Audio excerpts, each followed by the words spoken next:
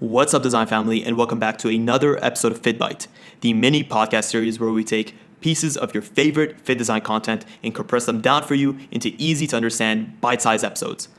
On today's episode, we'll be looking at how to strategically plan your sportswear collection.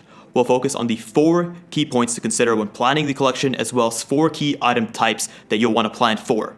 It's important to understand that within your collection, not all items are going to serve the same purpose. While some pieces will help in raising your margins and your profits, some are going to be better at attracting traffic and creating a buzz around your product line. You need to think strategically when deciding on the types of designs that are going to make it into your final collection, and ultimately you'll need to find a balance that's going to attract customers and that's going to make money for your business at the same time. There are going to be 4 key points to consider when planning your collection, and we'll start off with number 1. Number 1 is to focus on your key pieces.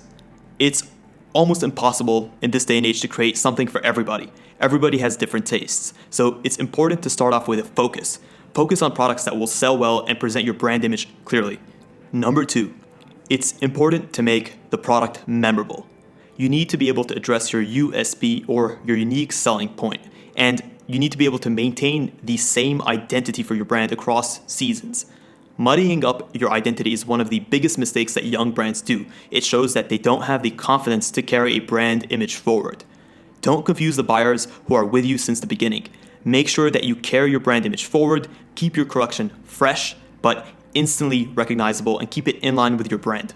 Number 3, you'll need to consider price. Price is always going to be at the back of your mind, and it's going to have to balance your creativity and the quality that you bring to market. It'll affect everything from the materials that you choose, the design, the outcome, and ultimately the potential customers that are going to be buying from you. After all, you're going to need money to run your business, and it's important to make sure that you structure your products in a way that's going to make you the money that you need. Number 4, quality. You'll want to consider the quality of your products. Quality is always key when building a strong brand and structuring a product range. Quality is a combination of both the craftsmanship, materials, and the brand services. There's no point in creating a phenomenal product made out of the best materials if your customer service and the way that you communicate with your customers is subpar. Quality must be maintained across all areas that represent your brand and your business. Now that we've looked at the 4 key points to consider when deciding on a product range, we'll get into specifics. What are 4 key item types that you want to look at? Well, number 1 is signature items. You'll need to consider what your brand is known for. It can either be a product that no one else sells or something that you do far better than the competition. This is usually going to exist as a staple from season to season, or it may be a limited edition item. Consider your signature items and push them to the forefront of your collection. Number 2 are your transaction builders. Transaction builders are items that are designed to complement each other well. A great example of this in the sportswear space is a greatly designed track top and a well-designed track bottom. They are meant to complement each other both from a material, aesthetic, and color standpoint. Transaction builders serve a couple of key items. Number 1 is they allow you to increase your basket size. Your customers are now encouraged to buy more, and at the same time, they're encouraged to buy different types of products.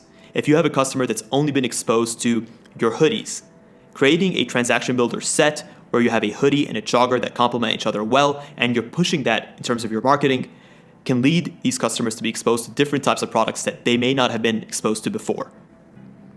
Number 3 are your profit generators. These are going to be the money makers and should always be included in any product collection. These are items with high margins when you compare cost to the cost that you're selling them to a customer. These should always be included in your mix of merchandise, and they can be something as simple as sticker packs or as commonplace as hoodies.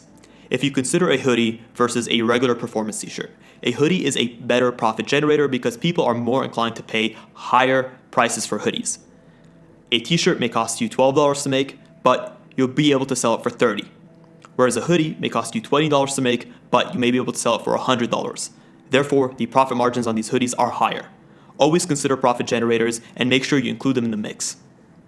Last but not least are your image enhancers. These are the wow pieces that serve to boost your brand's image. Though you may not get the word out using traditional advertising methods, these image enhancers are a great way to drum up traditional word-of-mouth advertising. Image enhancers should only serve 10% of your overall collection.